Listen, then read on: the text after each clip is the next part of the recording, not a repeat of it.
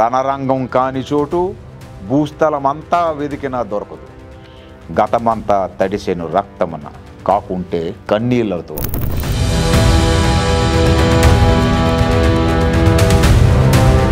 దేశాల మధ్య జరిగే యుద్ధాల పట్ల ఎస్యూసీఐ కమ్యూనిస్ట్ పార్టీ వైఖరి ఏమిటి? ఒక దేశంపై పట్టు సంపాదించడానికి, ఆ దేశంలో ఉన్నటువంటి సహజ వనరుల్ని కొల్లగొట్టుకోవటానికి, అక్కడ ఉన్నటువంటి శ్రమజీవుల కష్టాన్ని దోచుకోవటానికి,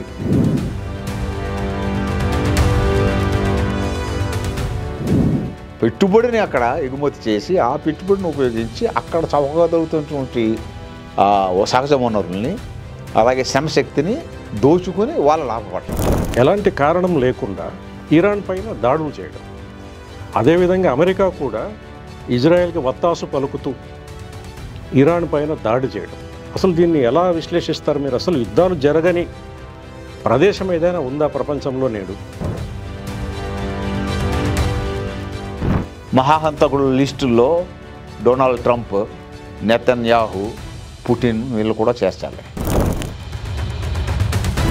ఈ దేశాన్ని మీరు వీడిపోండి అంటూ పాలస్తీనా ప్రజలకు ఈరోజు ఇజ్రాయెల్ చెప్తోంది కదా, అది ఎంత మేరకు నిజమంటారు? అది భూభాగం నిజంగా ఇజ్రాయెల్దేనా? యాక్చువల్లీ జెరూసలేం అనేది 3 మతాలకి అది, ఇది జూడాయిజము, క్రిస్టియానిటీ, ఇస్లాం, 3 అటు నుంచి పుట్టుకొచ్చి ఆల్మోస్ట్ లైక్ ఇంటర్నేషనల్ సిటీలో ఉంటుంది జెరూసలేం. అది అరబ్బులకి చాలా కోపం వచ్చింది అప్పుడు, యుద్ధాలు జరిగినాయి అప్పుడు. ఇంకా ఫైనల్గా వాళ్ళు సెటిల్ చేసిందంటే మీరు ఇక్కడితో అయిపోండి, ఇది పాలస్తీనా అని. పాలస్తీనా ఒక భాగము, ఇజ్రాయెల్ ఒక భాగము. సోషల్ యాక్టివిస్ట్, ఎన్విరాన్మెంటలిస్ట్ ఆమెకు షిప్లో తీసుకెళ్తుంటే అరెస్ట్ చేసి ఆమెను తీసుకెళ్ళిపోయారు. మీకు తిండి, బట్టలు, మందులు దొరికితే రండి అంటే అందరూ పొలవమని వస్తున్నారు. అక్కడికి వచ్చినప్పుడు ఒకే చోట వచ్చి వీళ్ళందరని చెప్పి కాల్పులు చేసి వాళ్ళని చంపేయటం. కోట్ల మంది దీన్ని నిరసిస్తూ వ్యతిరేకిస్తూ ఉన్నప్పటికీ కూడా నెతన్యాహు ఇజ్రాయేలీ పాలకుడు ఎవరైతే ఉన్నారో ఎందుకు ఈ దమనకాండకు ఇంకా పాల్పడుతూనే ఉన్నాడు? అప్పటి నుంచి అమెరికా ఒక కన్ను వేసింది, ఇక్కడ మనం ఒక మిలిటరీ పోస్ట్ పెట్టుకోవాలి ఈ ప్రాంతంలో. భారత ప్రజలు ఇజ్రాయెల్ని ఖండిస్తున్నారు, పాలస్తీనాకే మద్దతు కొన భారత ప్రజలు. బట్ భారత పాలక పక్షంలో ఉన్నటువంటి బీజేపీ పార్టీ ఇజ్రాయలీ పాలకులకి మద్దతుగా నిలబడింది. చార్లీ చాప్లిన్ ఒక సినిమా తీశాడు, నాజిజం, హిట్లర్కి వ్యతిరేకంగా. అప్పట్లో గ్రేట్ డిక్టేటర్ అన్న సినిమా తీశాడు. You the people have the power to create machines, then you can bring peace to the world. More than machinery, we need humanity. 3TV ప్రేక్షకులకు స్వాగతం. Emergency విధించి నేటికి 50 సంవత్సరాలు గడిచాయి. ఆ సందర్భంగా ఈరోజు మన స్టూడియోలో SUCI, socialist unity centre of India communist కేంద్ర కమిటీ సభ్యులైన కామ్రేడ్ శ్రీధర్ గారు మన స్టూడియోలో ఉన్నారు. వారికి స్వాగతం పలుకుతూ ఈరోజు యుద్ధాల గురించి, వాటి పర్యవసానాల గురించి చర్చిద్దాం. శ్రీధర్ గారు నమస్కారం. ముందుగా మీరు అనేక సంవత్సరాలు ప్రజా ఉద్యమంలో ఉన్నారు. ఈరోజు మీరు కేంద్ర కమిటీ సభ్యులు ఎస్యూసీఐ పార్టీ. అసలు యుద్ధం పట్ల, దేశాల మధ్య జరిగే యుద్ధాల పట్ల ఎస్యూసీఐ కమ్యూనిస్ట్ పార్టీ వైఖరి ఏమిటి? యుద్ధాలు అనేవి ప్రజలకి పనికొచ్చేవి కావు. యుద్ధాలు వెనకాల ఒక దోహదం చేసేటువంటి శక్తి ఒకటి ఉంటుంది. యుద్ధాలు 2 రకాలుగా ఉంటాయి. ప్రజలు తిరుగుబాటు, దేశ విముక్తి కోసం జరిగే జాతీయ పోరాటాలు, విప్లవాలు, లేదా ఫ్రెంచి విప్లవం, ఒక వర్గం అధికారుల నుంచి కూలద్రోగిపోయి మరొక వర్గం అధికారులకు వచ్చినటువంటి వ్యవస్థనే విప్లవాత్మకం మార్చినటువంటి విప్లవం, అది యుద్ధమే. అమెరికన్ వార్ ఆఫ్ ఇండిపెండెన్స్, అది యుద్ధమే. లిబరేషన్ వార్, అవి ప్రజలకు పనికొచ్చే యుద్ధాలు. మరి రెండో కోవకు చెందిన యుద్ధాలు ఉన్నాయి. అది ఒక దేశంపై పట్టు సంపాదించడానికి, ఆ దేశంలో ఉన్నటువంటి సహజ వనరుల్ని కొల్లగొట్టుకోవటానికి, అక్కడ ఉన్నటువంటి శ్రమజీవుల కష్టాన్ని దోచుకోవటానికి జరిగేటటువంటిది. పైగా ఆ ప్రాంతంలో పట్టు సంపాదించడం కోసం ఒక దేశాన్ని తన కైవసం చేసుకోవడానికి లొకేషన్స్ ఉన్న దేశాలని, ఇవి రెండో కోవకు చెందిన యుద్ధాలు. ఈ రెండో కోవకు చెందిన యుద్ధాలని ప్రతి వ్యక్తి కూడా ఎదిరించాలి, ఖండించాలి, ఆపటానికి ప్రయత్నం చేయాలి. అది పాలక వర్గాల యొక్క ప్రయోజనానికి నెరవేర్చేటువంటి యుద్ధాలు. ప్రత్యేకించి అమెరికా నాయకత్వంలో ఉన్నటువంటి సామ్రాజ్యవాద దేశాల వారికి లాభపడేటటువంటిది. అలాగంటే దాని అర్థం ఆ సామ్రాజ్యవాద దేశాల్లో ఉన్న సాధారణ ప్రజలందరికీ లాభం అని కాదు. ఆ సామ్రాజ్యవాద దేశాల్లో సపోజ్ అమెరికా, ఇంగ్లాండ్, ఫ్రాన్స్ ఇటువంటి దేశాల్లో ఉన్నటువంటి పాలకవర్గం, the multinational corporations, big corporate houses, ఎవరైతే మొత్తం ఆర్థికంగా అంతా అజమాయిషీ చెలాయిస్తున్నారో వారే రాజకీయాలను కూడా నడుపుతుంటారు. విముక్తి పోరాటాలు వేరు, దేశాల మధ్య జరిగే పోరాటాలు వేరు. వీటిని రెండింటిని మనం కలగలిపి చూడకూడదు. ఒకటి విముక్తి పోరాటాలు ప్రజలకు ఉపయోగపడేవి, ప్రజల్ని విముక్తి చేసేవి. కానీ దేశాల మధ్య జరిగే పోరాటాలు అలాంటివి కావు. అవి వనరుల కోసం, సంపద కోసం జరిగేటువంటి పోరాటాలు. కాబట్టి అలాంటి వాటిని మీరు ప్రజలు వ్యతిరేకించాలి అంటున్నారు. అసలు సామ్రాజ్యవాదం అంటే ఏంటి ప్రొఫెసర్ గారు? సామ్రాజ్యవాదం అంటే నిర్దిష్టంగా సరళమైనటువంటి భాషలో అర్థం చేసుకోవాలంటే సామ్రాజ్యవాదం అంటే ఏమిటి? ఎందుకంటే ఈ మధ్య సామ్రాజ్యవాద వ్యతిరేక పోరాటాలు అంటూ చాలామంది చెప్తూ ఉన్నారు. అసలు సామ్రాజ్యవాదం అంటే ఏమిటి? దాన్ని మనం ఎందుకు వ్యతిరేకించాలి? ఒకప్పుడు వలస దేశాలుగా ఉండేవి చాలా దేశాలు. బ్రిటిష్ పరిపాలనలో చాలా వలస దేశాలు, వేరే ఫ్రెంచ్ కాలనీస్ అనేవాళ్ళం. అవి వలస దేశాలు. మొదటి ప్రపంచ యుద్ధము, రెండవ ప్రపంచ యుద్ధం అయిపోయిన తర్వాత ఇక వలస దేశాలు అనేవి తగ్గిపోయినాయి. దేశ స్వాతంత్ర పోరాటంతో జాతీయ పాలక వర్గము అధికారంలోకి రావటము, వారి యొక్క పరిపాలనా వ్యవస్థ ఏర్పాటు జరగటం, దాని జాతీయ స్వాతంత్రంకి ప్రజల యొక్క మద్దతు వలస దేశమే ఒకప్పుడు బ్రిటిష్ వలస దేశంగా ఉండేది. అది కూడా స్వతంత్ర దేశంగా ఆవిర్భవించింది. అనేక దేశాలు స్వతంత్ర దేశాలుగా అయిపోయినాయి. అయినప్పుడు కూడా సామ్రాజ్యవాదులు ఒకనాడు వారు పాటించినటువంటి వలస విధానాన్ని, అంటే ప్రత్యక్షంగా తన యొక్క సైనిక పరిపాలన, తన యొక్క ప్రభుత్వంతో పరిపాలన నడిపించేది ఇప్పుడు సాధ్యపడేది కాదు. సాధ్యపడే అవకాశం లేని ఈ ప్రపంచ పరిస్థితుల్లో, అంతర్జాతీయ పరిస్థితుల్లో దోపిడీ కొనసాగించడానికి వాళ్ళు ఒక నయా వలసవాదం అంటాం. అంటే ఏమిటంటే ప్రత్యక్షంగా బ్రిటిష్ వాడి సైన్యం ఉండదు, అమెరికా వాడి సైన్యం ఉండదు, ప్రత్యక్షంగా ఫ్రెంచ్ వాడి సైన్యం ఉండదు, వారి యొక్క ప్రభుత్వం అక్కడ పరిపాలనాంగంలో ఉండదు. కానీ వాళ్ళు ఆ కంట్రీతోటి, ఆ దేశంతో దౌత్య సంబంధాల ద్వారా, ఒప్పందాల ద్వారా తమ యొక్క పెట్టుబడిని ఎగుమతి చేస్తారు.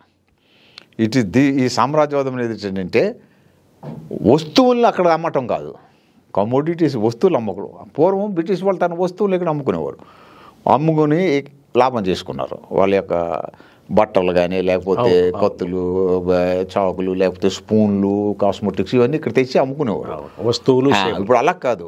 దిస్ ఈజ్ డిస్టింక్ట్లీ డిఫరెంట్ అంటాం. ఇప్పుడు ఏంటంటే ఎక్స్పోర్ట్ ఆఫ్ క్యాపిటల్, పెట్టుబడిని అక్కడ ఎగుమతి చేసి ఆ పెట్టుబడిని ఉపయోగించి అక్కడ చౌకగా దొరుకుతున్నటువంటి సహజ వనరుల్ని, అలాగే శ్రమశక్తిని దోచుకొని వాళ్ళ లాభపడటం, ఇది సామ్రాజ్యవాదం.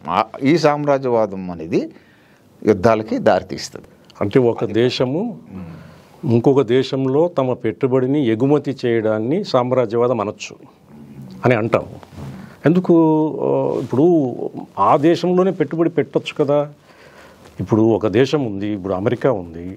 అమెరికాలో మిగులు పెట్టుబడి ఏదైతే ఉందో తమ దేశంలోనే పెట్టుబడి పెట్టి అక్కడే ఒక ఉపాధి కానీ, ఉద్యోగం కానీ కల్పించవచ్చు కదా. ఎందుకు వేరే దేశాలకు పెట్టుబడి ఎగుమతి చేయడం ఎందుకు?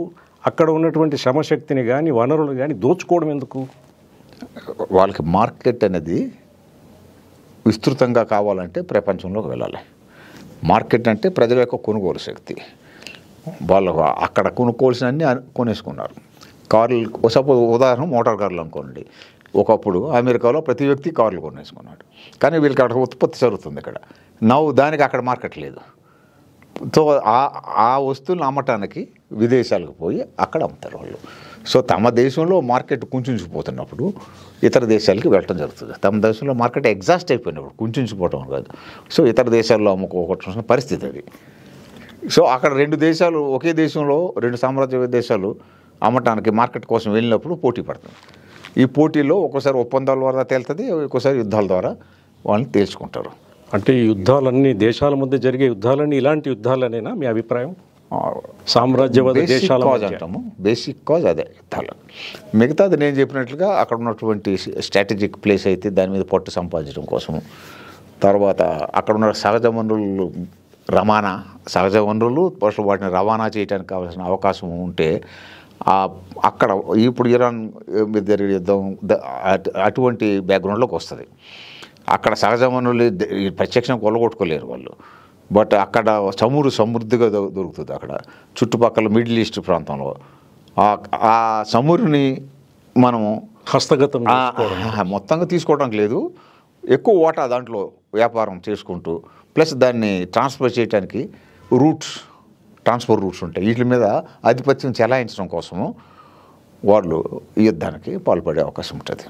అసలు ఇప్పుడు ప్రస్తుత పరిస్థితుల్లో ప్రపంచమంతా కూడా అనేక యుద్ధాలని చూస్తోంది. ఇజ్రాయేలు గాజా పైన జరుగుతున్న, పాలస్తీనా ప్రజలపైన చేస్తున్నటువంటి అమానుషమైనటువంటి దాడులు, గాజా ప్రాంతంలో జరుగుతున్నటువంటి యుద్ధం, అది ఒకవైపు జరుగుతూ ఉన్నట్లుగానే ఇజ్రాయేలు ఎలాంటి కారణం లేకుండా, చాలామంది చెప్పేది ఏమంటే మీరు దాని మీద విశ్లేషణ చేయాలి, ఎలాంటి కారణం లేకుండా ఇరాన్ పైన దాడులు చేయడం, అదేవిధంగా అమెరికా కూడా ఇజ్రాయెల్కి వత్తాసు పలుకుతూ ఇరాన్ పైన దాడి చేయడం, అసలు దీన్ని ఎలా విశ్లేషిస్తారు మీరు? అసలు యుద్ధాలు జరగని ప్రదేశం ఏదైనా ఉందా ప్రపంచంలో నేడు? మీకు మంచి ప్రశ్న అడిగారు. యుద్ధాలు జరగని ప్రదేశం ఉందా అంటే నాకు మహాకవి శ్రీశ్రీ జ్ఞాపకం వస్తున్నాడు. ఇందులో ఒక పోయం ఆయన రాసింది చదువుతాను.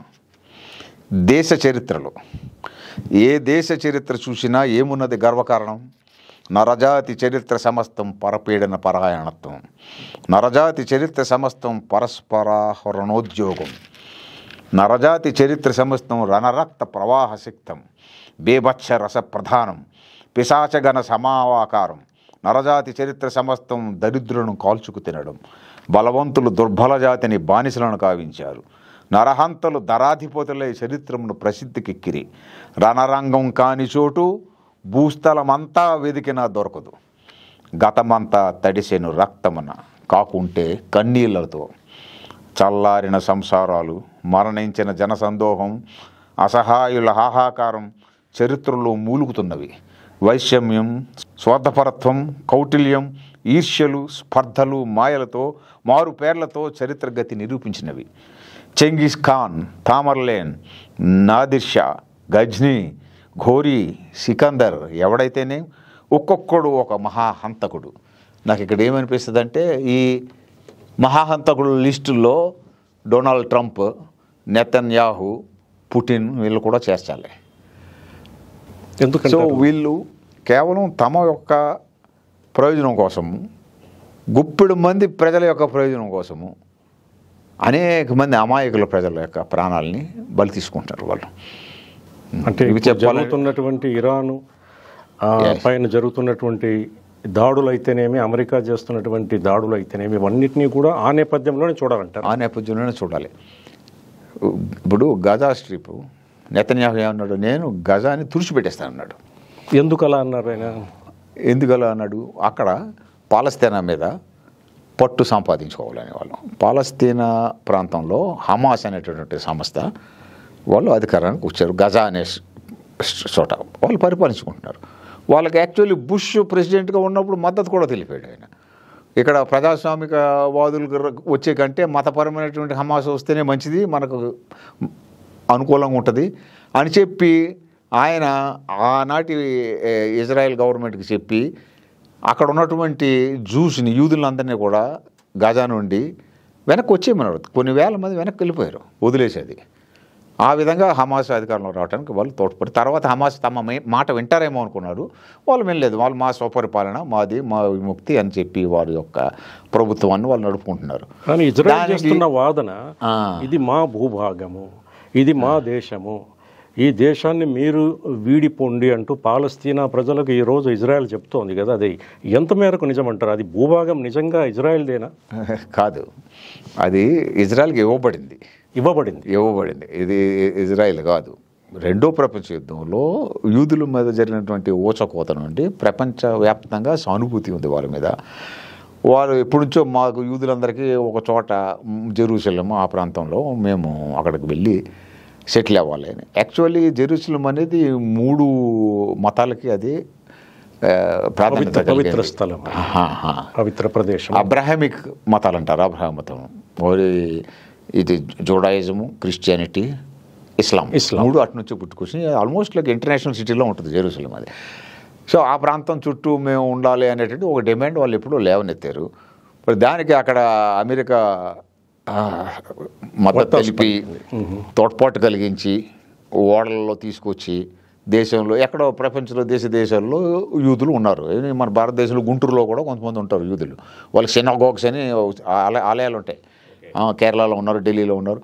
సో కొన్ని దేశాల్లో ఎక్కువ మంది ఉండేవారు, జర్మనీలో ఎక్కువ మంది ఉన్నారు. వీళ్ళందరినీ తీసుకొచ్చి అక్కడ ఒక ప్రాంతం, అప్పుడు ఒక ఇంటర్నేషనల్ నార్మ్ ఒకటి ఉండేది. ఏమనంటే land without people can be given to land people without land అనే అందరూ ఒప్పుకున్నారు. తీసుకొచ్చి వచ్చి మీరు ఈ ప్రాంతంలో ఉండండి అని అంటే వాళ్ళు అక్కడ ప్రవేశించి నెమ్మదిగా లోపలికి చొచ్చుకు వచ్చేస్తున్నారు అరబ్ ప్రాంతంలోకి. అరబ్బులకి చాలా కోపం వచ్చింది. అప్పుడు యుద్ధాలు జరిగినాయి. అప్పుడు ఇంకా ఫైనల్గా వాళ్ళు సెటిల్ చేసిందంటే మీరు ఇక్కడితో ఆగిపోండి, ఇది పాలస్తీనా అని. పాలస్తీనా ఒక భాగము, ఇజ్రాయెల్ ఒక భాగం. సో పాలస్తీనా అనే దేశము, రాజ్యము ఏర్పాటు అవటము ఇజ్రాయెల్కి ఇష్టం లేదు. అలాగే అరబ్ దేశాల్లో కొన్ని, ప్రధానంగా ఇరాను, అసలు ఈ ఇజ్రాయెల్ని ఏర్పాటు చేయడమే కరెక్ట్ కాదు, ఇది ఒక కృత్రిమ రాజ్యము.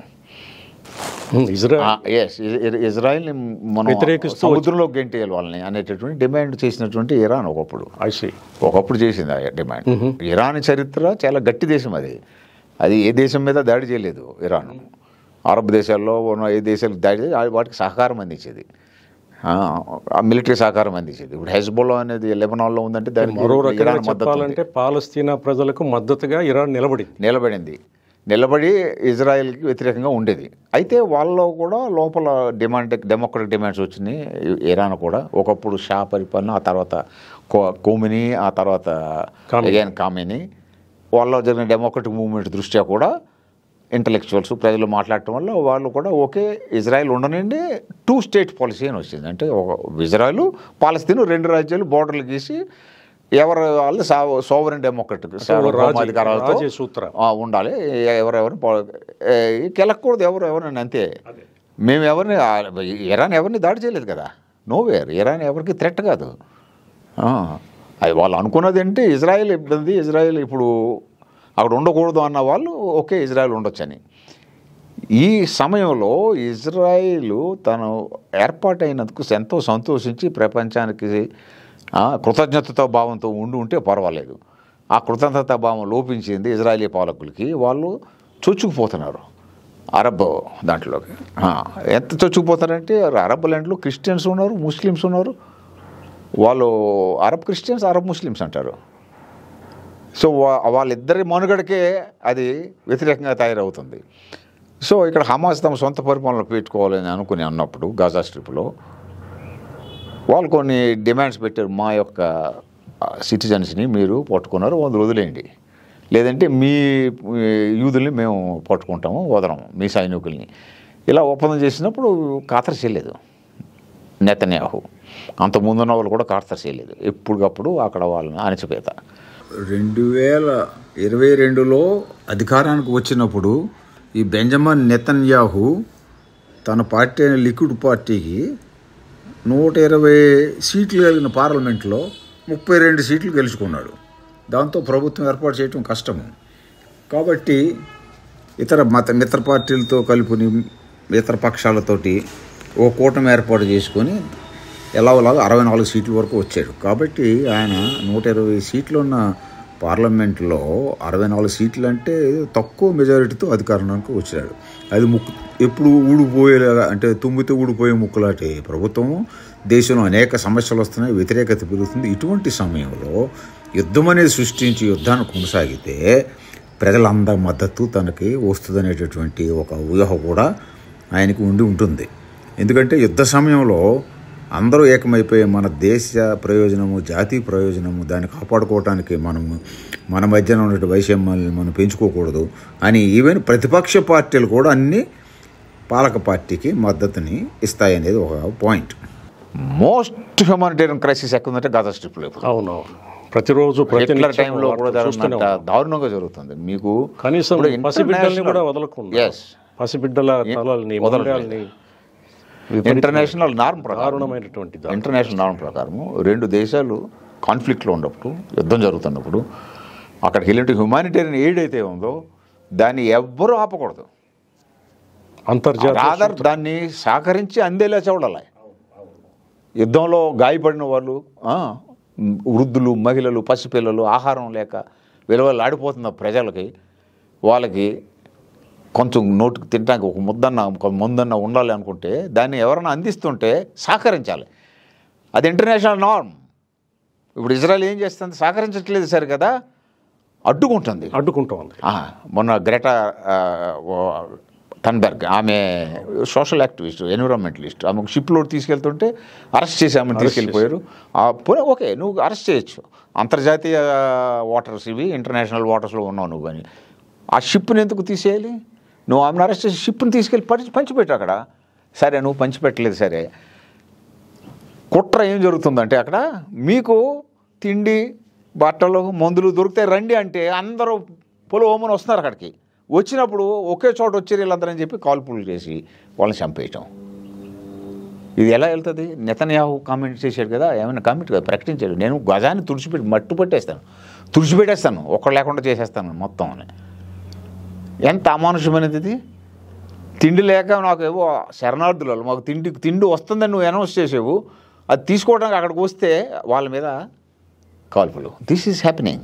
ఈ అమానుష దారుణ కాండకి వ్యతిరేకంగా ప్రపంచ ప్రజలందరూ, ప్రపంచంలోని దేశాలు, అభివృద్ధి చెందిన దేశాలు మొదలుకొని ఇజ్రాయెల్ చుట్టుపక్కల ఉన్నటువంటి దేశాలు, వెస్ట్ ఏషియా దేశాలు అన్నిట్లో కూడా ప్రజలు తండోపతండాలుగా కోట్ల మంది దీన్ని నిరసిస్తూ, వ్యతిరేకిస్తూ ఉన్నప్పటికీ కూడా నెతన్యాహు, ఇజ్రాయేలీ పాలకుడు ఎవరైతే ఉన్నారో, ఎందుకు ఈ దమనకాండకు ఇంకా పాల్పడుతూనే ఉన్నాడు?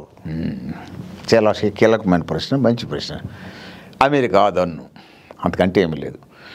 ఎప్పుడైతే అక్కడ ఇజ్రాయెల్ ఏర్పడిందో రెండో ప్రపంచ యుద్ధం తర్వాత, అప్పటి నుంచి అమెరికా ఒక కన్ను వేసింది, ఇక్కడ మనం ఒక మిలిటరీ పోస్ట్ పెట్టుకోవాలి ఈ ప్రాంతంలో, ఇజ్రాయెల్లో. ఎందుకనంటే మొట్టమొదటి ప్రపంచ యుద్ధం అంతకుముందు బ్రిటిష్ రవి అస్తమించిన బ్రిటిష్ సామ్రాజ్యం మీకు తెలుసు. ఈ మిడిల్ ఈస్ట్ దేశాలు ఏవైతే ఉన్నాయో వాటిలో వాటి మీద వాటి పరిపాలన ఉంటుంది. అక్కడ చమురు చాలా సమృద్ధిగా ఉంటుంది. ఇరాన్లో 1/3 చమురు ప్రపంచంలోది ఇరాన్లో ఉంటుందని అంటారు. ఎగ్జాక్ట్ ఫిగర్ నాకు తెలియదు, బట్ చాలా సమృద్ధిగా కలిగిన ప్రాంతం అది. సో ఈ ప్రాంతంలో మనం పట్టు సంపాదించాలని చెప్పి French petroleum, British petroleum, Unocal, then ఇంకా యుఎస్ కంపెనీస్ ఉన్నాయి, పేర్లు నాకు జ్ఞాపకం లేదు, 5-6 కంపెనీలు మొత్తం, అలాగే గల్ఫ్ దేశాల్లో ఉన్నటువంటి కంపెనీలు అన్నీ కూడా అక్కడ వాటాలు పెట్టుకొని వ్యాపారం మొదలుపెట్టాయి. సో అక్కడ పట్టు ఉండాలి అంటే వాళ్ళ మీద మనం ఎప్పుడన్నా దాడి చేయడానికి ఇజ్రాయెల్ని వాడుకోవాలని చెప్పి ఇజ్రాయెల్కి వాళ్ళు సపోర్ట్ చేస్తూ, మద్దతునిస్తూ ఇజ్రాయెల్ నిలబెట్టారు. ఇజ్రాయెల్ మాట ఎవడో కాదనలేడు. అలాగా నేను కానీ దాడి చేశానంటే ఎవడో నన్ను అడ్డుకోవడానికి లేదు అన్నంత ఇదిగా ముందుకు వచ్చారు వాళ్ళకి అమెరికా ఇచ్చినటువంటి సపోర్ట్ తోటి. కానీ వాళ్ళ యొక్క సీక్రెట్ సర్వీస్ కానీ, వాళ్ళ మిలిటరీ కానీ, వాళ్ళు అసలు నాన్ ప్రొలిఫరేషన్ ట్రీటీ అంటారు, ఎన్పిటి, అణ్వస్త్ర నిరోధక వ్యాప్తి నిరోధక ఒప్పందం సంతకం పెట్టలేదు వాళ్ళు. ఇరాన్ పెట్టింది, ఎన్పిటి మీద సంతకం పెట్టింది Iran. International atomic energy agency ఏదైతే ఉందో వాళ్ళు కూడా మొన్న చెప్తున్నారు, ఇరాన్లో వాళ్ళ అణ్వాయుధాలు ఏమీ లేదు, అణ్వాయుధాలు తయారు చేసే కార్యక్రమమే లేదు వాళ్ళ దగ్గర. వాళ్ళ దగ్గర యురేనియం ఎన్రిచ్మెంట్ అంతా కూడా పారిశ్రామిక ఉపయోగం కోసము లేదా వైద్య రంగంలో వినియోగిస్తున్నారు, విద్యుత్ శక్తిని కోసం ఉపయోగిస్తున్నారు. మా రికార్డ్స్ ఉన్నాయి, మేము ఇన్స్పెక్షన్ చేసాం, వాళ్ళు ఓపెన్గా చూపిస్తున్నారు. ఏమీ లేదు అక్కడ. అంటే why Trump bombed Iran telling that వాళ్ళ దగ్గర అణ్వాయుధాలు ఉన్నాయి, ఈయన అణ్వాయుధాలు చేస్తారని. ఎందుకు పదే పదే ఈ అబద్ధాన్ని ప్రచారం చేస్తోంది అమెరికా? నా ఉద్దేశంలో ఇజ్రాయెల్ ఆల్మోస్ట్ ఏకఛత్రాధిపత్యంలాగా, నా మాటకు తిరుగులేదు ఈ ప్రాంతంలో. నేను ఎవరి మీదైనా దాడి చేయొచ్చు, ఎవరినైనా చంపేయచ్చు, ఏదైనా చేయొచ్చు, ఎటువంటి అంతర్జాతీయ నిబంధనలు నేను పాటించిన అవసరం లేదు అన్నట్టుగా కర్కశంగా, నిరంతరంగా, కిరాతకంగా, నిరంకుశత్వంతో నిలబడి పనిచేస్తుంది. అక్కడ తన పబ్బం గడుపుకుంటుంది. అదే సమయంలో ఒక విషయాన్ని గమనించింది ఏంటంటే, నేను ఇందాక చెప్పాను, ఇరాన్ ఏ దేశం మీద దాడి చేయలేదు. పైగా ఆ పొడుగు దేశాలన్నిటికీ కూడా ఆయుధాలను అందించడము, వనరులను అందించడము, ఈ విధంగా నిలబడినటువంటి ఒక గట్టి దేశము. పాలస్తీనా ప్రజలకు కూడా నైతిక మద్దతు, అందరికీ నైతిక ఇస్తున్నటువంటి ఒక గట్టి దేశం అది. ఆ దేశంలో న్యూక్లియర్ ఆర్మ్స్ చేయగలిగిన రా మెటీరియల్ ఉంది. అణ్వాయుధాలు చేయట్లేదు కానీ దాని కర్బనం యురేనియం ఉంది. ఓకే, రేపు వాళ్ళు కానీ ఈ యురేనియంతో చేస్తే, చేయలేదు ఇప్పటివరకు, చేసి ఈ దేశాలన్నీ కూడా ఇరాన్ పట్టులోకి వెళ్ళిపోతే ఇజ్రాయెల్ ఏమవుతుంది? మట్టి కలిసిపోతుంది. అందువలన ఇప్పుడు అదేదో ముందొస్తే కానీ ఆపేయలేనటువంటి దాని డిజైర్. ఓహో, సో ఈ ఉద్దేశంతో ఇజ్రాయెల్ కానీ అమెరికా కానీ ఈరోజు ఇరాన్ పైన దాడి చేస్తున్నారు. అంతేగాని ఇరాన్ ఏదో అణ్వాయుధాలు తయారు చేస్తుందని కాదు. ఇదే కాదు, అమెరికా కేవలం దానికోసమే కాదు.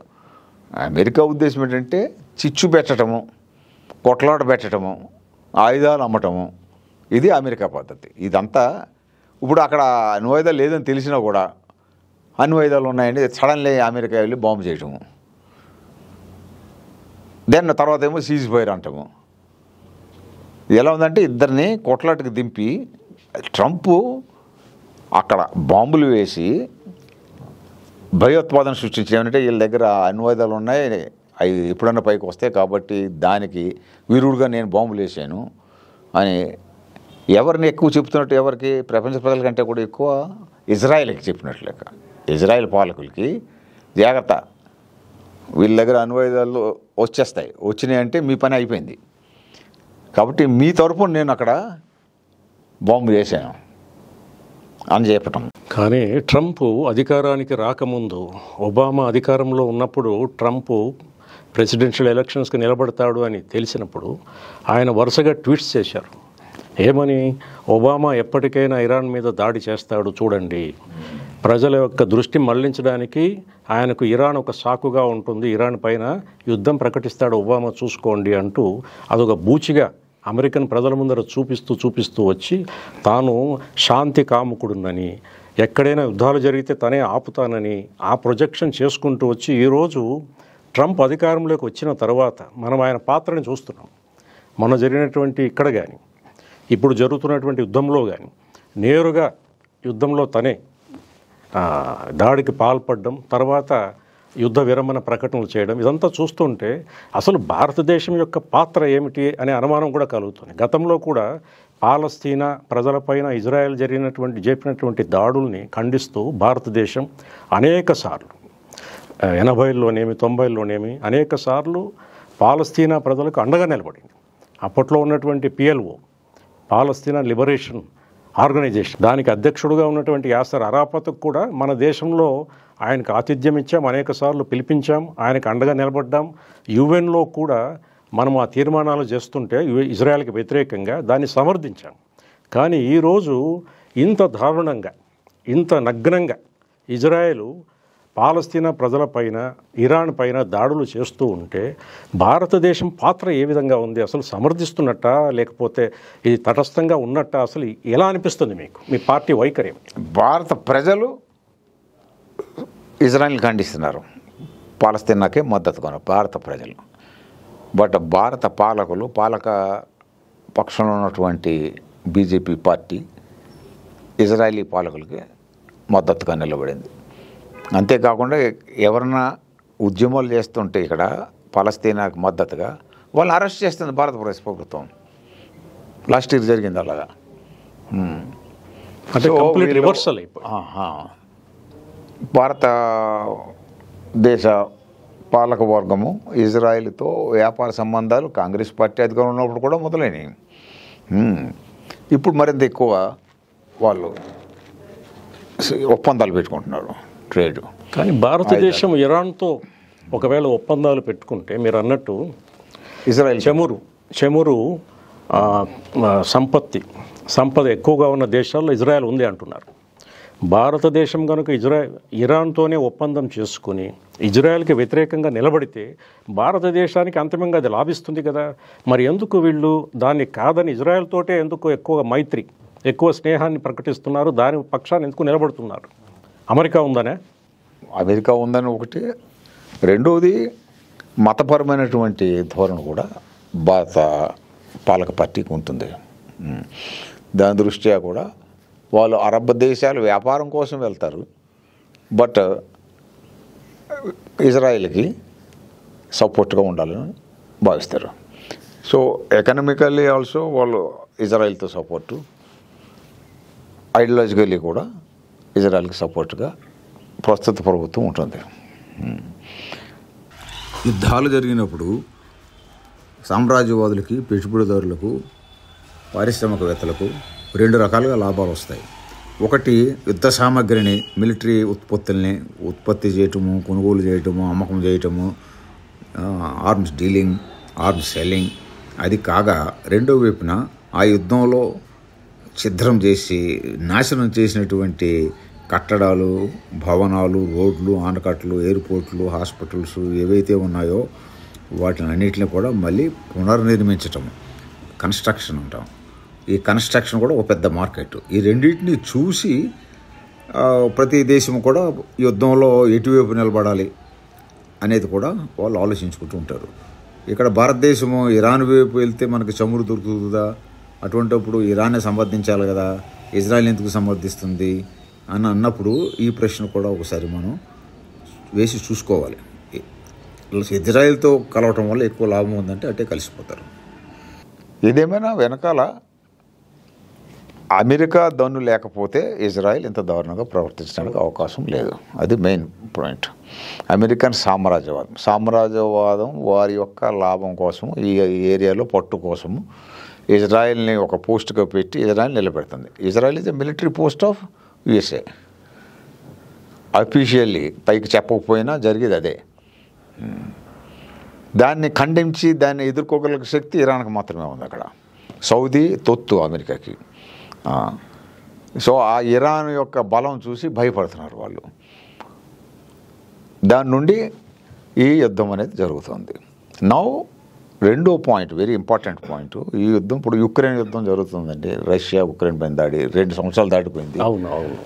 ఆ తర్వాత గజా మీద జరుగుతుంది. ఈ యుద్ధాలు జరుగుతున్నంతసేపు మీరు చూసినట్లయితే ఎవరికి లాభం కలుగుతుంది? అమాయకులు, పసిపిల్లలు ప్రాణాలు పోతున్నాయి, ఆస్తులు ధ్వంసం అవుతున్నాయి. లాభపడేది ఎవరు? పెద్ద పెద్ద పారిశ్రామికవేత్తలు. ఎలా అంటారు? లాక్హీడ్ మార్టిన్ అనే కంపెనీ ఉంది, ఆయుధాలు తయారీ సైజుది. ఆయుధాలు తయారనగానే స్టీల్కి మార్కెట్ ఉంటుంది, ప్లాస్టిక్కి, హార్డ్వేర్కి, సాఫ్ట్వేర్కి. ఎక్కడైనా యుద్ధం జరిగినప్పుడు ఇండస్ట్రీస్ అన్నింటిలో కూడా లాభం జరుగుతుంది. Billions and billions of dollars మీరు నెట్లోకి వెళ్ళి వెతికితే ఈ కంపెనీల పేర్లన్నీ రాసి 2-3 సంవత్సరాల క్రితం వీళ్ళ అసెట్స్ ఎంత ఉన్నాయని నాకు పేర్లన్నీ జ్ఞాపకం లేదు. Lockheed Martin, I remember very well. Iraq యుద్ధం జరిగిన తర్వాత కూడా ఇదే చోట ప్రపంచంలో ఎక్కడ చూసినా భూభాగంలో ఎక్కడ ఎతికినా కూడా రణరంగం లేని చోటు లేదన్నాడు కదా, చోటు లేదన్నాడు, స్థలం లేదంటాడు శ్రీశ్రీ. అట్లాగా రెండో ప్రపంచ యుద్ధం ముగిసిన తర్వాత కూడా పాక్షికంగానో లేకపోతే ప్రాంతీయ పరంగానో ఏదో కొన్ని యుద్ధాలు జరుగుతూనే ఉన్నాయి. కానీ ఎక్కడ కూడా యుద్ధం లేని ప్రదేశం కనపడలేదు.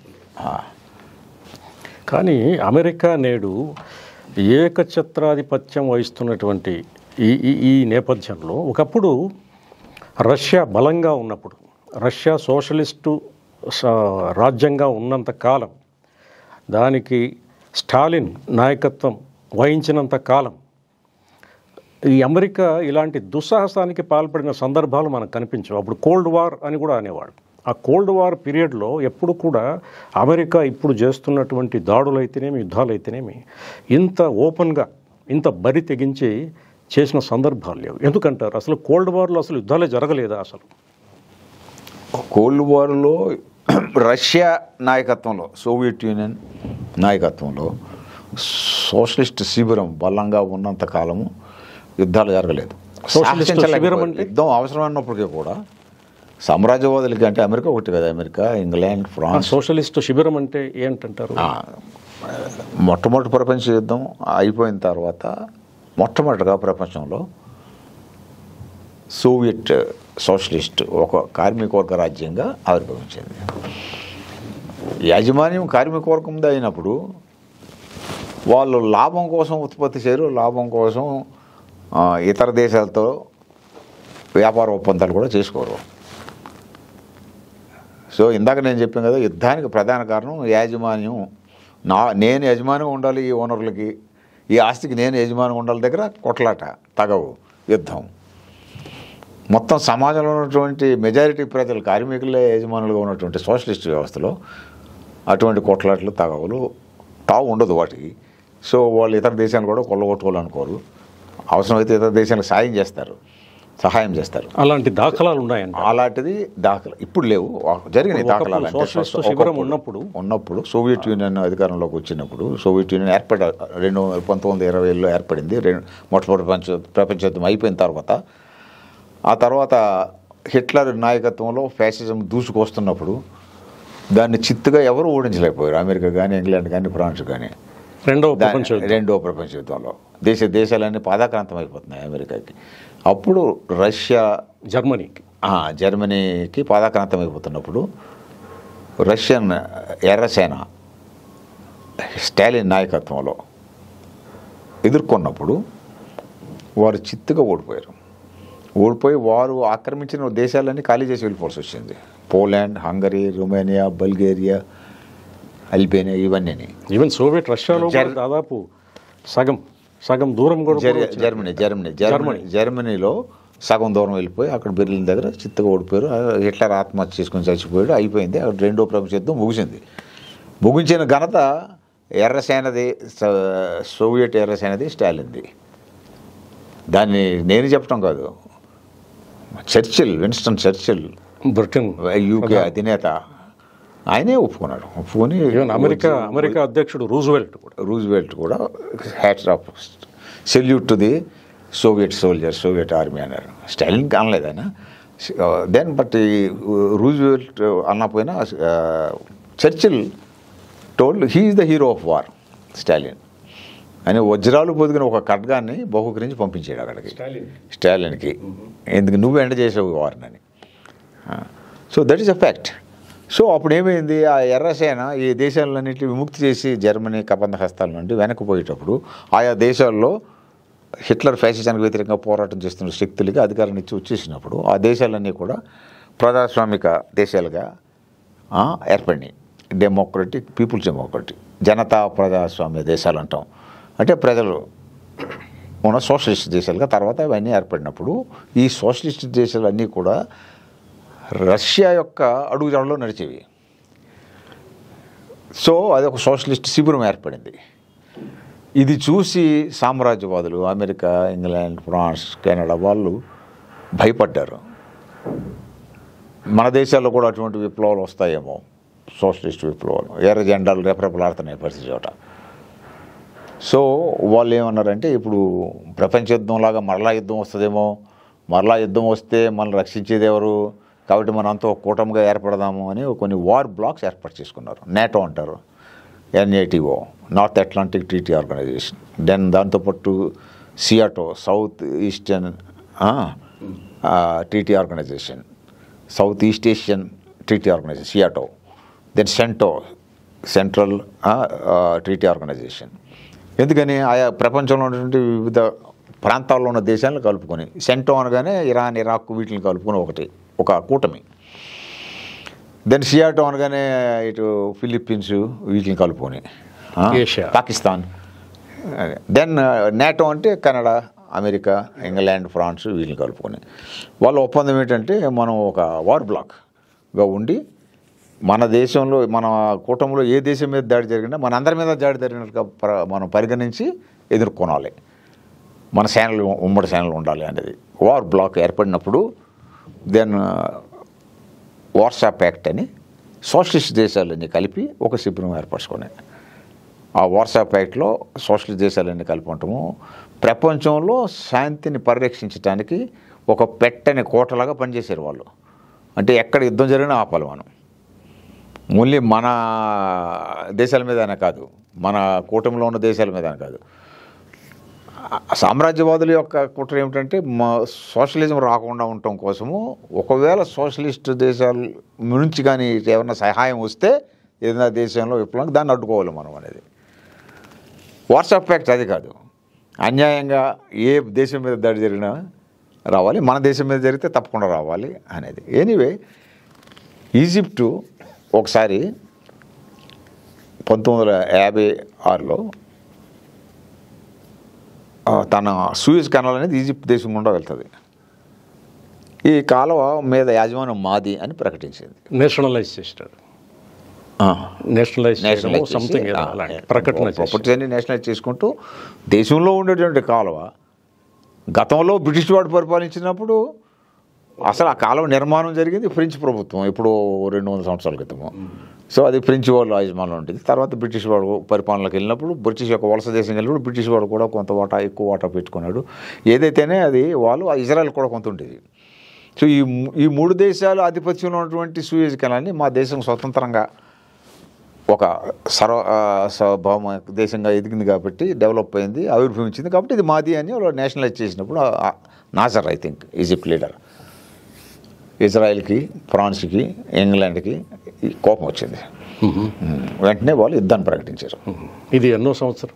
1956. అదొక యుద్ధం జరిగి ఉండేది, ఒక రీజనల్ మేజర్ వార్గానే జరిగి ఉండేది. ఒక్క ఉత్తరంతో ఆపేసింది రష్యా, ఒక్క లెటర్ అంతే. Telegram I think letter. మీరందరూ కలిసి ఈజిప్ట్ మీద కానీ దాడి చేస్తే లండన్ మీద మీ నగరాల మీద బాంబులు వర్షం కురుస్తుంది, మీరు సిద్ధమేనా? Are you ready? వీళ్ళు ఆలోచించుకున్నారు. ఈజిప్టు వార్సాలో భాగం కాకపోయినప్పటికీ స్వతంత్ర దేశం కాబట్టి మీరు దాడి చేస్తే మీ పైన బాంబుల వర్షం కురుస్తుంది అని రష్యా ఒక హెచ్చరిక చేస్తే వీళ్ళు ఆలోచించుకున్నారు వెళ్దామా వద్దా అని. నిపుణులు సలహా ఇచ్చారు. పాలకులకు తెలుసు కదా మనం రష్యాతో పెట్టుకోవద్దు, చూసాం కదా 2వ ప్రపంచ యుద్ధంలో మన నుండి ఎటువంటి సహకారం లేకుండా హిట్లర్ని చిత్తుగా ఓడించారు, తరిమి కొట్టారు రష్యా నుంచి, ఆత్మహత్య చేసుకుని చనిపోయాడు ఆయన. అటువంటి శక్తి కలిగినటువంటి సోవియట్ యూనియన్ వ్యతిరేకంగా మనం తలపడకూడదు, సైలెంట్గా వెళ్ళిపోయారు. ఆగిపోయింది యుద్ధము. సో యుద్ధాన్ని ఆపేటటువంటి శక్తి ఒక్క ప్రకటనతో యుద్ధం ఆగిపోయింది. ఎందుకంటే సోషలిస్ట్ సమాజాలకు ఉంటుంది. అంటే ప్రపంచమంతా కూడా అటువంటి సోషలిస్ట్ దేశాల వికాసం వచ్చినట్లయితే అన్ని దేశాలు సోషలిస్టులుగా అయిపోతే ఇంకా యుద్ధాలు అనేవి తగ్గిపోతాయి. అంటే ఒక రకంగా చెప్పాలంటే సోషలిస్టు దేశాలు ఎక్కువయ్యే కొద్దీ ప్రపంచంలో శాంతి అనేది సుస్థిరంగా, శాంతికి వాతావరణం పెరుగుతుంది. ఇలాంటి అమానుషమైనటువంటి దాడులు ఆగుతాయి. ఒక డిటరెంట్ ఫోర్స్ లాగా ఉంటుంది. దాని అర్థం సోషలిస్ట్ దేశాలు వచ్చే వరకు మనం యుద్ధాలను భరించాలి అంటే అది కూడా కరెక్ట్ కాదు నా ఉద్దేశంలో. ఎందుకంటే 1956 తర్వాత సోవియట్ యూనియన్లో కొన్ని తప్పుడు పోకడలు వచ్చి వాళ్ళు సోషలిజం అంతిమంగా పోగొట్టుకున్నారు. 1990 నాటికి సోషలిస్ట్ వ్యవస్థలు లేవు. ఇప్పుడు ఆ పెట్టని కోట, ప్రపంచ శాంతికి పెట్టని కోటగా ఒక శాంతి శిబిరంగా ఉండేటటువంటి వ్యవస్థ ఇప్పుడు లేదు నేడు. దానికి దాంట్లో శ్రీశ్రీ ఒకప్పుడు శ్రీశ్రీ కూడా సోవియట్ రష్యాకు పర్యటనకు వెళ్ళినప్పుడు లెనిన్ పైన ఒక గేయం రాసిన సందర్భం నాకు గుర్తుంది. స్టాలిన్ పైన, తర్వాత సోవియట్ రష్యా పైన ఎంతో అద్భుతంగా కీర్తిస్తూ ప్రశంసిస్తూ ఆయన ఎన్నో గేయాలు రాశాడు. 2వ ప్రపంచ యుద్ధంలో లే రష్యా, గర్జించి రష్యా, గాండ్రించి రష్యా, నీ కోసం ఎదురు చూస్తున్నారు అందరూ అని చెప్పి ప్రపంచ ప్రజలందరూ ఎదురు చూస్తున్నారు. లే రష్యా. సోషలిజాన్ని అందరూ పోడు, శ్రీశ్రీ పోవటం. Then even Rabindranath Tagore Russia వెళ్ళొచ్చి నేను కానీ రష్యాకి వెళ్ళి ఉండకపోతే నా యొక్క పిలిగ్రిమేజ్లో, నా లైఫ్ పిలిగ్రిమేజ్లో ఒక అద్భుతమైన అధ్యాయం ఉండేది కాదన్నాడు ఆయన. Romain Rolland also prize, everybody prize Soviet union because వాళ్ళ శాంతి నిలబెట్టడం కోసం కృషి చేసినటువంటి ఐన్స్టైన్ లాంటి గొప్ప శాస్త్రవేత్త కానీ, ఈవెన్ చార్లీ చాప్లిన్ లాంటి గొప్ప నటుడు కానీ, వీళ్ళందరూ కూడా స్టాలిన్ యొక్క పాత్ర కానీ, సోషలిజం యొక్క పాత్ర కానీ చరిత్రలో వీళ్ళందరూ కూడా కొద్ది గొప్ప ప్రశంసించిన వాళ్ళే. ఈవెన్ నాకు గుర్తున్న మేరకు చార్లీ చాప్లిన్ ఒక సినిమా తీశాడు, నాజిజం హిట్లర్కి వ్యతిరేకంగా, అప్పట్లో గ్రేట్ డిక్టేటర్ అన్న సినిమా తీశాడు. ఆ సినిమాలో ద్విపాత్రాభినయం చేస్తూ చివరిలో నియంత రూపంలో తాను చెప్పాల్సినటువంటి మాటలన్నీ కూడా ఆ చివరి ప్రసంగంలో అద్భుతంగా ప్రసంగించాడు. నియంతలు చివరికి చరిత్ర కాలగర్భంలో కలిసిపోతారు, ప్రజలు తమ యొక్క హక్కులని తిరిగి పునరుద్ధరించుకుంటారు అంటూ ఆశావహమైనటువంటి ఒక స్పీచ్. చాప్లిన్ కూడా ఎంతో you the people have the power. Yes yes, this is important. You the people have the power to create machines, then you can bring peace to the world. More than machinery we need humanity. అది point ఏంటంటే, ఇప్పుడు ఒకవేళ ఇప్పుడు socialist వ్యవస్థలు లేకపోయినా యుద్ధాన్ని ఆపాలంటే ప్రజలు తలుచుకుంటే యుద్ధాన్ని ఆపాలుతారు. ఏదో జరుగుతుంది, ఎక్కడో యుద్ధం, నాకెందుకు లేదే అని నేను పట్టించుకోని అవసరం లేదు అనేటువంటి ఒక నిర్లిప్తత, అయితే what is that indifferent attitude అంటాం కదా, ఉదాసీన వైఖరి, అది కనపడింది అనుకోండి, సామ్రాజ్యవాదులు పాలకులు రెచ్చిపోతారు. దానికి అడ్డుకట్ట పడాలి అంటే ప్రజలు ఉద్యమించాలి. ఇప్పుడు ఒక విధంగా సంధి ఒప్పందానికి మన ట్రంప్ చెప్పాడు అంటే మొన్న దేశవ్యాప్తంగా ప్రపంచవ్యాప్తంగా వెల్లువెత్తిన నిరసన కూడా, ఈయన ఎప్పుడైతే ఆ అణ్వాయుధాల కేంద్రాల మీద దాడి చేసేటో దాంతో ప్రపంచం అంతా కూడా ఉలిక్కి పడింది. ఇదేం చేస్తున్నాడు ఈయన, ఎక్కడికి వెళ్ళిపోతుంది ఇది మళ్ళా ప్రపంచ యుద్ధానికి దారి తీస్తుందా? గతంలో ఇరాక్ పైన అలాగే దాడి చేశారు. సో నిరసన విపరీతంగా వచ్చింది. ఈవెన్ సొంత దేశమైన అమెరికాలోనే విపరీతమైన నిరసన వచ్చింది. ట్రంప్ సొంత పార్టీలోనే వ్యతిరేకత వచ్చింది. యూనివర్సిటీలు అంతా కూడా, అమెరికాలో ఉన్న హార్వర్డ్ యూనివర్సిటీ లాంటి యూనివర్సిటీల్లో విద్యార్థులు కూడా తిరుగుబాటు చేస్తున్నారు. ఇది ఎంతవరకు పోవాలంటే, యుద్ధం జరగాలంటే ఇప్పుడు సపోజ్ విమానాలు వెళ్తున్నాయి, విమానాలకు ఇంధనం కావాలి కదా, రీఫ్యూలింగ్ అంటాం, ఎక్కడో చోట తిరిగి మళ్ళీ పెట్రోల్ వేసుకోవాలి కదా, ఆ రీఫ్యూలింగ్ ఆపేసారు అనుకోండి, జనాలే కదా కార్మికులు చేయాలి. జరిగింది అలాగా. గజా మీద దాడులు జరుగుతున్నప్పుడు గత 2-3 సంవత్సరాల్లో ఫ్రాన్స్లో వర్కర్స్, మేము ఈ ఆయుధాలని మీరు ఇజ్రాయెల్ గజాపై దాడి చేయడానికి ఉపయోగించే ఈ ఆయుధాలు సరఫరా చేస్తారు, మేము వీటిని లోడ్ చేయము, భీష్మించుకొని కూర్చున్నారు, లోడ్ చేయలేదు. ఇటలీలో కూడా లోడ్ చేయలేదు. అలాగే ఈవెన్ ఇండియాలో కూడా ఒకసారి వాటర్ వేస్ యూనియన్ ఉంది, వాళ్ళు కూడా ఒక నిర్ణయం తీసుకున్నారు, యుద్ధాలకి ఉపయోగించే సామాగ్రిని మేము మా వాటర్ వేస్లో రవాణాకి లోడ్ అంగీకరించాము. ఈ విధంగా ప్రపంచవ్యాప్తంగా ప్రజలందరూ నిర్ణయించుకున్నారు అనుకోండి, యుద్ధం చేయాలంటే వారికి ప్రజలకు మద్దతు ఉండాలా. అవును, సరఫరా కావాలంటే, రవాణా జరగాలంటే ట్రక్కులు కదలాలి, షిప్పులు కదలాలి, అందులో లోడింగ్ అవ్వాలి, అన్లోడింగ్ అవ్వాలి. సో ఈ విధంగా యుద్ధాలని ఆపడానికి ప్రయత్నించాలి. అంతిమంగా బేసిక్ కాజ్ అయినటువంటి సామ్రాజ్యవాదం పోనంత వరకు యుద్ధాలు జరుగుతూనే ఉంటాయి. యుద్ధాలకి అవకాశం అలా నిలబడి ఉంటుంది. దాన్ని అడ్డుకోవడానికి ప్రపంచ శాంతిని నిలబెట్టే సోషలిస్ట్ వ్యవస్థలు అంతిమ పరిష్కారం. సో ఇవి 2 రకాలుగా ఆలోచించాలి మనం. అంతిమ పరిష్కారానికి దానికి బాట వేయ విధంగా ఉద్యమాలు చేయటము, తక్షణ పరిష్కారం కోసము ప్రజల యొక్క ప్రజాస్వామిక వాదులు, ప్రపంచ శాంతిని కోరుకునే వాళ్ళు ఉద్యమాలు చేయటం. నేను ఒక్కడనే అని కూర్చుంటే ప్రయోజనం లేదు. లండన్లో మీకు తెలిసే ఉంటుంది ఆయన వన్ మ్యాన్ పొజిషన్. అవును, ఎవరు? రస్సెల్ అనుకుంటాను, బెర్ట్రాండ్ రస్సెల్. ఆయన ఒక మ్యాథమెటిషియన్, ఫిలాసఫర్ కూడా అంటారు. చాలా విషయాల మీద రాశాడు ఆయన. యుద్ధం జరుగుతున్నప్పుడు ఆయన ఒక్కడు వీధిలో ఊరేగింపు చేస్తుంటే ప్రజలు ఆయన్ని విమర్శించారు. ఏం చేస్తున్నావు అంటే, నేను ఐఎమ్ ప్రొటెస్టింగ్ అగైనెస్ట్ వార్ అన్నాడు ఆయన. నువ్వు ఒక్కడు ఏం చేస్తావు అంటే, then he told, do you agree for war అని అడిగాడు ఆయన. No, I also don't agree అన్నాడు. Then come and join, then our strength our position will double అన్నాడు తప్ప ఆగలేదు. సో అటువంటి స్థైర్యం, మనోస్థైర్యం, ధైర్యము, తర్వాత కన్సర్న్, పట్టింపు అంటాం, చాలా ఇంపార్టెంట్. ఇది కూడా ఒక దాడి జరుగుతుంది సామ్రాజ్యవాదంలో. ఎవరిదాడు చూసుకోండి, నీ పని నీదే, ప్రపంచం గురించి ఏం ఆలోచించవద్దు, ప్రజల గురించి ఆలోచించదు, పక్కోడు ఏమైపోతేనే అనేది బాగా రెచ్చగొడుతున్నారు వాళ్ళు.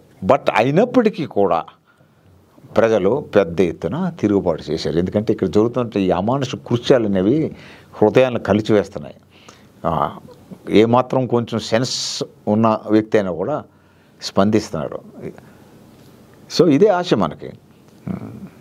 శ్రీధర్ గారు, మీ పార్టీ తరపున భారతదేశంలో ఈరోజు మనం గమనిస్తే గత 10-12 సంవత్సరాలుగా అనేక రకమైనటువంటి ప్రజలను విడదీసేటువంటి ప్రయత్నాలు ప్రభుత్వ పరంగా జరుగుతున్నాయి, సైద్ధాంతికంగా జరుగుతున్నాయి.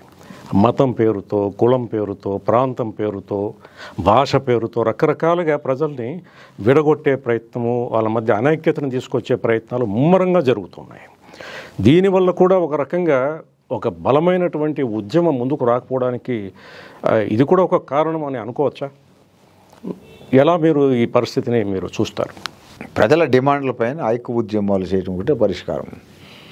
ఒకవైపు ప్రజలని వారి డిమాండ్లపైన, వారి దైనందిన సమస్యలపైన, లేవనెత్తబడిన డిమాండ్లపైన వివిధ రంగాల ప్రజల్ని, కార్మికుల్ని, కర్షకుల్ని, మహిళల్ని, విద్యార్థుల్ని, యువజనుల్ని సంఘటితపరుస్తూ తీసుకుపోవటం. ఎందుకంటే ఆ సమస్యలు అనేవి హిందువులకు ఒకటి, ముస్లింలకు ఒకటి కాదు, అందరికీ కలిపే ఉంటుంది. ఒక కులానికి ఉంది, ఇంకో కులానికి లేదనేది కాదు. ఎప్పుడైతే ఒక డిమాండ్ పైన అందరూ ఐక్యంగా పోరాటం చేస్తారో డెమోక్రటిక్ మూమెంట్ అంటాం. అది ఈ విచ్ఛిన్న కాకుండా ఉద్యమానికి ఒక యాంటీథీసిస్గా పనిచేస్తుంది. అది ఒక్కటి సరిపోతుందంటారు? అది ఒక్కటే చాలదు, దాంతో పాటు ప్రజల యొక్క ఐడియాస్ మార్చడానికి. ఎందుకంటే పాలకులు రకరకాలుగా కుట్రలు పన్ని, ఒక విద్యా వ్యవస్థ అయితేనేమి, ఒక సినిమా రంగం అయితేనేమి, ప్రతి రంగాన్ని కూడా తమ గుప్పిట్లో ఉంచుకొని తమ యొక్క సిద్ధాంతాన్ని ప్రబలేలా, వ్యాప్తి చెందేలా ప్రయత్నం చేస్తున్నారు. ఉదాహరణకి 2020లో ఈ ప్రభుత్వము నూతన జాతీయ విద్యా విధానాన్ని తీసుకొచ్చింది. అప్పుడు ఇండియన్ నాలెడ్జ్ సిస్టమ్ అంటూ కొత్త పదాన్ని తీసుకొని వచ్చారు. ఆ రకంగా అంటే భారతదేశంలో ఆవిష్కృతం కానటువంటి సైంటిఫిక్ ఎక్స్పెరిమెంట్స్ కానీ, సైంటిఫిక్ ఇన్వెన్షన్స్ కానీ ఇక్కడ జరిగినట్టు, మన భారతదేశం ప్రపంచానికే విశ్వగురు అంటూ చెప్తూ ప్రజలందరినీ కూడా ఒక రకమైనటువంటి ఉన్మాదంలోకి నెట్టే ప్రయత్నం ఒకటి. అంతేకాకుండా మన దేశం కోసం స్వతంత్ర పోరాటం అయితేనేమి, సంస్కరణోద్యమం అయితేనేమి, అందులో పాల్గొన్నటువంటి మహనీయుల చరిత్రలు, గాథలన్నీ కూడా చెరిపేసేలాగా ఈరోజు జాతీయ విద్యా విధానంలో ఈ సిబిఎస్ఈ సిలబస్ కానీ, ఎన్సీఆర్టీ సిలబస్ కానీ వాళ్ళ పేర్లు వినిపించకుండా, కనిపించకుండా ఇలాంటి కుటిల ప్రయత్నాలన్నీ కూడా ఈ ప్రభుత్వాలు చేస్తూ వస్తున్నాయి రకరకాలుగా. కాబట్టి ప్రజల్లోకి ఈ ఆలోచనలు అన్నీ వ్యాపింపజేసేలాగా రకరకాలుగా మార్గాలు వాళ్ళు ఎంచుకుంటున్నారు. సో వీటన్నిటినీ మీ పార్టీ ఏ రకంగా దీన్ని అడ్డుకుంటుంది, ఎట్లా వ్యతిరేకిస్తుంది? మేధావులు అడ్డుకుంటున్నారు, వాళ్ళకి దండుగా నిలబడుతుంది పార్టీ. సేవ్ ఎడ్యుకేషన్ కమిటీ అని ఒకటి ఉంది, విద్యా పరిరక్షణ కమిటీ. వాళ్ళు ఆల్రెడీ ఒక ప్రత్యామ్నాయ విద్యా విధానాన్ని ప్రభుత్వం ప్రవేశపెట్టిన విద్యాన్ని ప్రత్యామ్నాయంగా తయారు చేశారు. దాని మీద చర్చలు జరుగుతున్నాయి. గత నెలే హిందూ దాని మీద ఒక చిన్న పార్లమెంట్ లాగా డిస్కషన్ కూడా పెట్టింది. అది వస్తుంది ముందుకి. సో ప్రజల యొక్క ఆలోచనలు మార్చడానికి కూడా ప్రయత్నం చేయాలి. ఆలోచనలో పాత కాలం చెల్లినటువంటి భావాల్ని, మూఢనమ్మకాలని, మతోన్మాదాన్ని రెచ్చగొట్టే ప్రయత్నం నిరంతరం కొనసాగుతూనే ఉంటుంది. పాలకుల యొక్క ప్రయత్నం అది. అయితే కేవలం పాలకుల మాటే ఉంటుంది, ఇంకా వేరే వాళ్ళ మాట ఉండదు అని అంటానికి లేదు. దాన్ని మనం నిర్వీర్యం చేయాలి. నిర్వీర్యం చేయాలి అంటే ప్రజల యొక్క హేతుబద్ధత, శాస్త్రీయ అవగాహన, మూఢనమ్మకాల నుండి బయటపడేటువంటి ధోరణిని మనం ప్రోత్సహించాలి. దానికి గాను ఆ విద్యా విధానం ఒకటే కాకుండా గత మహానుభావులు ఎవరైతే ఈశ్వరచంద్ర విద్యాసాగర్, స్వామి వివేకానంద, వాళ్ళు ఏం చెప్పారు, ఏం మాట్లాడారు. ఈవెన్ స్వామి వివేకానంద హిందూ అయినప్పుడు కూడా ఆయన ఒక చోట అంటాడు, ఒకవేళ మతం కానీ రాజకీయాల్లో జోక్యం చేసుకుంటే దేశం పాడైపోతుంది. కాబట్టి ఓ మతమా, నువ్వు రాజకీయాల జోలికి రావద్దు అని చెప్పడం జరిగింది. నీ హద్దుల్లో నీ హద్దుల్లో నువ్వు ఉండి అని చెప్పి. సో ఇటువంటివన్నీ మనం ప్రొజెక్ట్ చేయాలి, చెప్పాలా. దెన్ విద్యాసాగర్, శరత్ చంద్ర, ఇలా గత మహానుభావులు ఏవైతే దేశానికి శాస్త్రీయ హేతుబద్ధత అవసరమో అటువంటి ఆలోచన చెప్పారో వాటి జ్ఞాపం చేయాలి. ఉద్యమాల యొక్క ప్రవాహంలో ప్రజల దగ్గర అవుతారు. భావరంగంలో ఉన్నతమైనటువంటి భావాల్ని, సైంటిఫిక్ ఆలోచనల్ని వ్యాప్తి చేస్తే, చొప్పిస్తే ప్రజల్లోకి ది సైక్ ఆఫ్ ఇండియా అంటాం. ప్రజల యొక్క మానసిక స్థితి కూడా మార్పు చెందినప్పుడు పాలకుల యొక్క కుట్ర పారకం. నాకు గుర్తుంది, ఈవెన్ సాహిత్య రంగంలో గొప్ప రచయిత శరత్చంద్ర చటోపాధ్యాయ రాసినటువంటి పతేర్ దబి, తెలుగులో భారతి అన్నటువంటి పేరు మీద అది అనువాదం చెందింది. అందులో కూడా ఎన్నో అంశాలు అప్పట్లో ఈ బ్రిటిష్ సామ్రాజ్యవాదులకు వ్యతిరేకంగా బ్రహ్మాండమైనటువంటి స్వతంత్ర పోరాటానికి ఓ రకంగా ఊతమిచ్చినటువంటి నవల. బ్రిటిష్ వాళ్ళు దాన్ని నిషేధించారు కూడా. అలాంటి శరత్చంద్ర రాసినటువంటి అనేక నవలలు ఉన్నాయి, సాహిత్యం ఉంది. ఒక కమల్ అయితేనేమి, ఒక చరిత్రహీన అయితేనేమి, రకరకాల కథలు, నవలు రాశారు. అందులో అద్భుతమైనటువంటి వ్యక్తీకరణలు ఉన్నాయి. ప్రజాస్వామీకరించడానికి అవి ఎంతో తోడ్పాటునిస్తాయి. కానీ అలాంటి మహనీయుల గాథలు కానీ, మాటలు కానీ, రచనలు కానీ నేటి తరానికి అందకుండా, ఒక భగత్ సింగ్ పేరు, ఆయన చేసినటువంటి త్యాగం ఈ తరానికి అంతగా తెలియదు. ఈ రకంగా వాళ్ళని మరుగున పరిచేలాగా ఎన్ని కుట్రలు చేసినప్పటికీ కూడా నేటి పాలకులు ఆ పేర్లు, వాళ్ళు చేసినటువంటి మహోన్నతమైనటువంటి పనులు ఇవన్నీ కూడా మీరు సజీవంగా ఉంచుతూ మీ పార్టీ తరపున రకరకాల మార్గాల్లో, ఒకవైపు మీరు అన్నట్టు విద్యా ఉద్యమాన్ని కూడా మీరు కొనసాగిస్తున్నారు, మరోవైపు సైన్స్ మూవ్మెంట్ని కూడా మీరు కొనసాగిస్తున్నారు. అనేక పార్శ్వాలుగా మీరు మీ పార్టీ తరపున మీరు ప్రజల్ని సమీకరిస్తూ, సంఘటితం చేస్తూ, దేశవ్యాపితంగా ఈ కుట్రలన్నింటినీ భగ్నం చేస్తూ, ఈరోజు అంతర్జాతీయంగా జరుగుతున్నటువంటి యుద్ధాలపైన కూడా మీరు గళం విప్పుతూ ప్రజల్ని ఏకం చేస్తూ ఉన్నారు. మీరు మా స్టూడియోకి వచ్చినందుకు మా టీటీవీ తరపున ఇన్ని అమూల్యమైనటువంటి విషయాలు చెప్పినందుకు మీకు ధన్యవాదాలు తెలుపుతూ సెలవు తీసుకుంటాం. నమస్కారం. నమస్తే.